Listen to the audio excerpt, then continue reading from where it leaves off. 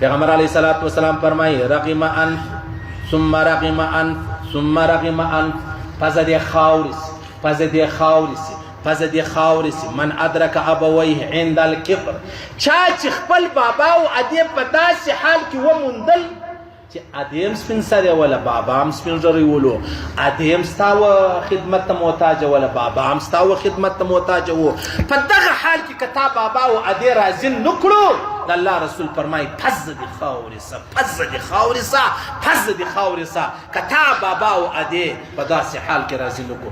یو ورځ روزه ده، جمعه ده، د الله رسول داسې د منبر ته راوختی، امین یې ووایي، امین. بیا د لمانځه بعد صحابو پوښتنه وکول یا رسول الله امین دې پر څه شي وویل؟ ول ماله جبریل امین علیه الصلاۃ والسلام رالی ما ته ویلې تباه دي برباد دي هغه سړی چې بابا او ادې دواړه یا بابا یا ادې له ده ناراضه، بابا او ادې دواړه مړه سو له ده ناراضه وو، یا بابا مړ سو له ده ناراضه وو، یا ادې مړه سوه له ده ناراضه وله. وایي جبریل امین علیه السلام روزه وه، پیغمبر صاحب منبر ته خطی د جمعې ورځ وله امین یې ووایي، ول تبادي بربادي د الله رسول امین ووایي. تی پسې وګورئ وګورئ.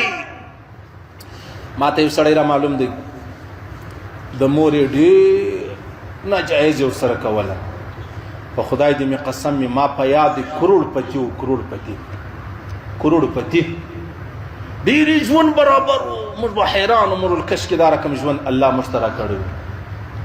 په خدای دې مې قسم مې اوس مسجد ته کله کله راسي 200 روپۍ زه ورکوم خرچه ورکړه. مور پلار یې ډېر ناراضه کول، مور پلار یې ډېر زیرول. کروڑپتی سړی زما په سترګو لیدل سوی، زما په سترګو لیدل سوی. نن په یو وخت چې راسي مسجد ته راتېرېږي نو ماجد ته راوګرځي بیا زه 200 روپۍ خرچه ورکړم، دومره خوشحاله سي لکه 2000 روپۍ خرچه چې ورکړې. دا صرف اور صرف د چا؟ د بابا او د ادې دی ازار دی چې څوک بابا او ادې ازار کړي. ټیک سولو. بل سړی را معلوم دی هغه دی چې کله مطلب پیدا سو ادې ور باندې ړنده سو، زوی پیدا سو مور ړنده سو، کال 2 و 3 ړنده وله. بیا یو وخت مطلب 15 کاله زما په خیال سره ړنده وله، بیا جوړه سوله، بیا هغه هلک لوی سو ځوان سو، بیا یې د مور پلاره څه بیش وکړي. یو وخت چا راته ویلې ول مور یې ورله د زوی کره دروازه یې وټکوله، دروازه چې ور وټکوله زویه زه ستا مور راغلی یم، دروازه یې نور خلاصوله، مور یې وژړل بېرته ولاړه. نن ما ته پته ده چې پر ځوانو ځواني داسې تباه دی، داسې تباه دی، قسم په خدای حیران پریشان. که د سړي مشرکه تر مشرک نو خدمت حق ادب دا پر ما او تا فرض ده.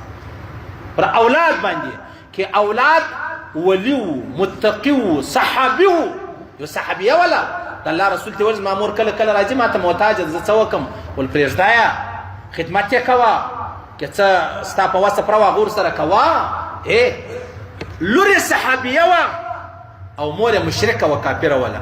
الله رسول ورته وفرمیله دا حق نه لرې چې ته واده کافره ده نو بې زه نه نه نه نه نه دا خبره نه ده.